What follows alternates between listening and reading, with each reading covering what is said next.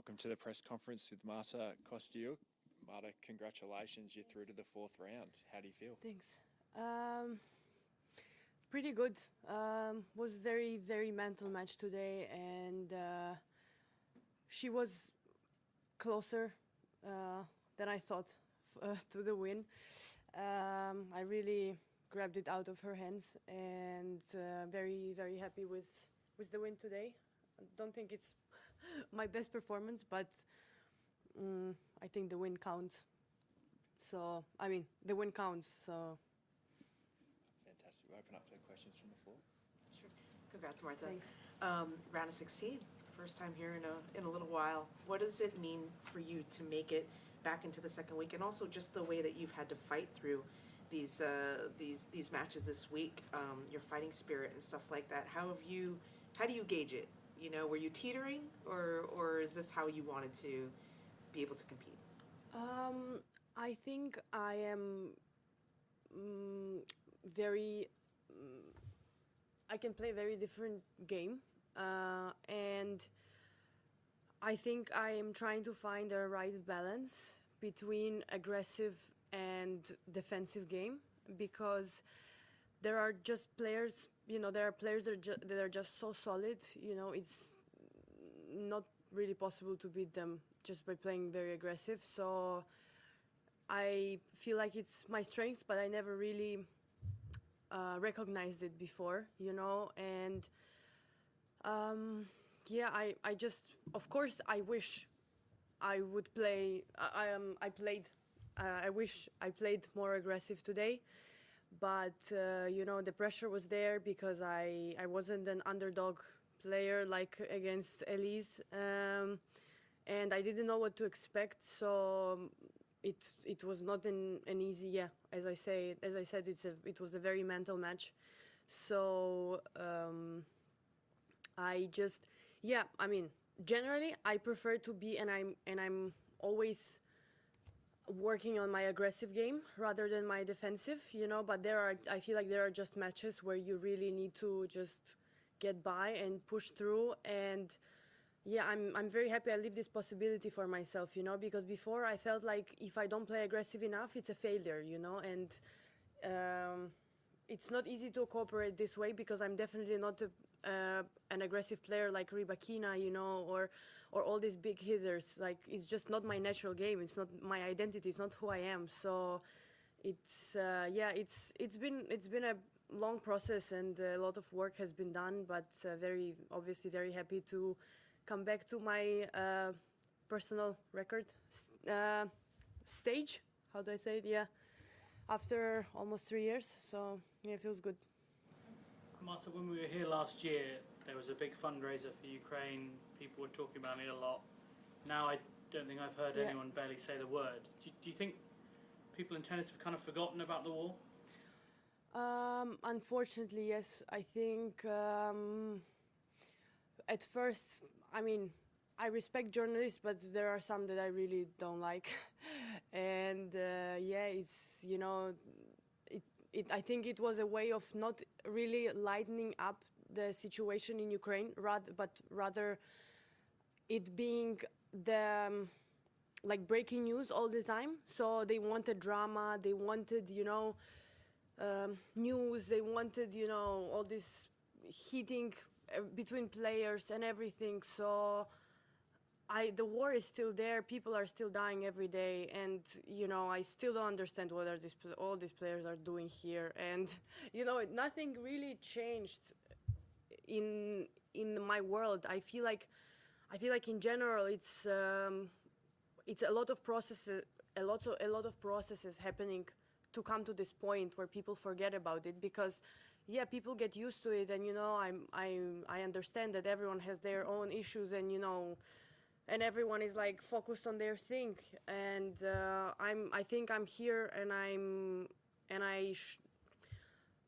I think I'm here to remind everyone all the time that it's still on and it should be stopped, and it's not normal that it's happening. And my whole family is in Kiev right now, so my mom sends me videos when there are missiles flying over their house, and I watch this, and and to me it's incredible that it's still going on, and it's been almost 2 years. And yeah, I heard sorry, I have to quote this. There was one good thing that David Cameron said, that it feels like it's the 1930s again and evil Putin can't win. But it really feels like everyone just it's just I feel like West tries to silence everything down, like to talk less about it, to not escalate anything, but in reality, like the reality that I'm living in, is everything is very far from being over, and we are not in a good, not that we're not in a good position now. We've never been in a good position, because it's a completely unequal and terrible war. So we're just in the survival mode for the last 2 years, and people are incredibly depressed now and tired, and I don't feel like it's stopping anytime soon, and I don't feel like anyone is doing anything about it. I just feel like someone is benefiting big time out of it, and and we're just out here. I try to do my best, and I compete, and I try to succeed, but at the end of the day, I look around, and I don't feel like all of this really matters that much. It's just a tennis match. It's just a tennis tournament, and out there is the real life, that people, I think, forget about. So yeah, unfortunately, it's not the breaking news anymore, so journalists are not interested in it. So it's no drama, Why talking about it if there is no drama? I spoke to Lesia earlier, and I asked Adrian Manarino and Roberto Battista-Agut why they had gone to St. Petersburg in December to play in that exhibition sponsored by the company that we both know. They said it was just a tennis issue. Yeah. I wondered what your kind of... I don't, Russia is very well known for very well psychological pressure and propaganda, and it's like really their specialty. It's not like, they're not bad at it. They're actually really, really good. And people get caught in it, You really need to be sharp all the time, and you need to, how I'm thinking, I remember now how my coach said today, sharp on the court, and I'm like, but people really need to be sharp all the time, because you need to make difficult choices. Like, I came to the point where I know that the road I chose and the road I'm going with, not even with the war, but just in general, like in tennis, and what I decide from day to day, is a very difficult path. But I know it's the one that's worth it, because there is always, every single day, there are choices, like in front of you, about anything, what to eat for breakfast, when to get up, should I go work out today, should I fight in this match, like there are choices that people make.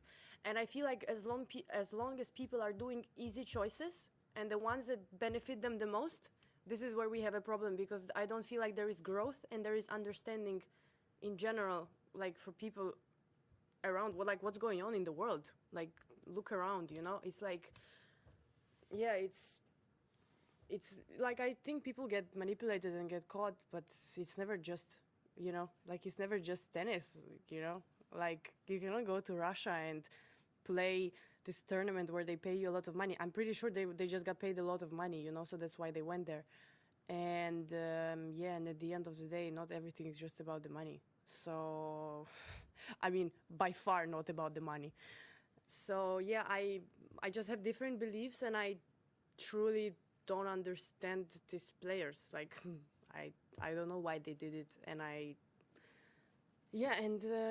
congrats to Russia's propaganda. It works. Not always, but it works, unfortunately. Yeah, sorry, Marta. Yeah, sure. Last year in China, when you first started working with your coach, you were talking about how other coaches maybe in the past, when you would get emotional on court and you would do your thing, they'd be like, look, control it, stop doing it, da-da-da. Obviously, in the Mertens match today, it's full Marta on the court. So I'm curious, like, when you and Sandra talk about how to channel your intensity on the court. Yeah. Where are you guys at right now? Is she like, you do you, Are you like, I'm gonna do me? Like, you know, can you kind of give me a sense? Because I think sometimes fans watch it and they're like, oh, she needs to calm down. But maybe not. Maybe that's you at your best. I don't know. People are different, you know, like Rybakina is an incredibly calm player, almost no emotions.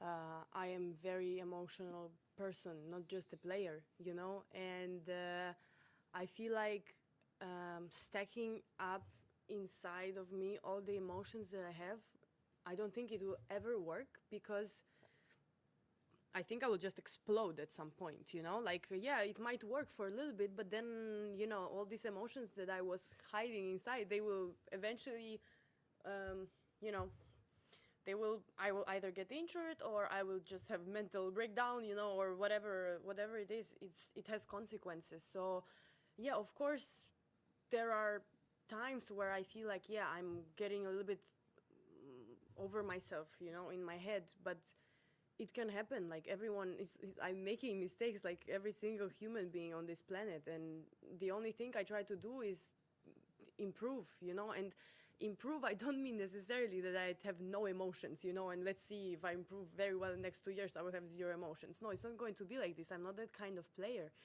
And yeah, I'm just trying to find this right balance between letting go and then but coming back as soon as possible in the game again, because it's normal. I care. I want to win. I care a lot about this sport, and I've given, yeah, I don't know how many % of my life for this sport since I'm 4 or 5 years old. So, of course, I care. Of course, I care when my match. You know, if I win this match, you know, I will first of all have like 100K more in the prize money and 100 more points. Of course, it's a big. Yeah, obviously, like when you're top 10 and you have 5,000 points, it doesn't matter, you know, but in the position I am in, it matters and it's important to me. It's what I work for. So, yeah, there are times where I really get too emotional and too excited about like playing and so on. But, yeah, it's part of me. I accept it, you know. I hope, you know, I will just be able to navigate it a little bit better, but I don't think necessarily I'll become a better player if I'll be less emotional. Can I ask you, when you are, you know, yelling over to Sandra, yelling to yourself, yelling to this, whatever, what typically is the frustration the most? Is it that was a bad decision? Why did I do that? Or is it just a manifestation of the frustration? I don't know. I think it depends. It really depends, because sometimes I know, I also know sometimes I do a really good job, but I still don't win the point at the end or game. And I'm frustrated because I felt like I did everything right and it didn't work. Then sometimes I know I'm doing the wrong thing, so I'm also getting pissed. Yeah, I don't know. Sometimes I feel like I'm fine, but I just need to let it out, you know, just to keep going, you know, just to like be like, okay, I let go and then I go again. So, yeah, I think there is no one, you know, reason to it. So, yeah, different reasons. I don't know. Sometimes, some days there's less, some days it's more, you know. We live and we learn. That concludes Good. the press conference. Thanks. Thank you. Perfect. Thank you. Thank you.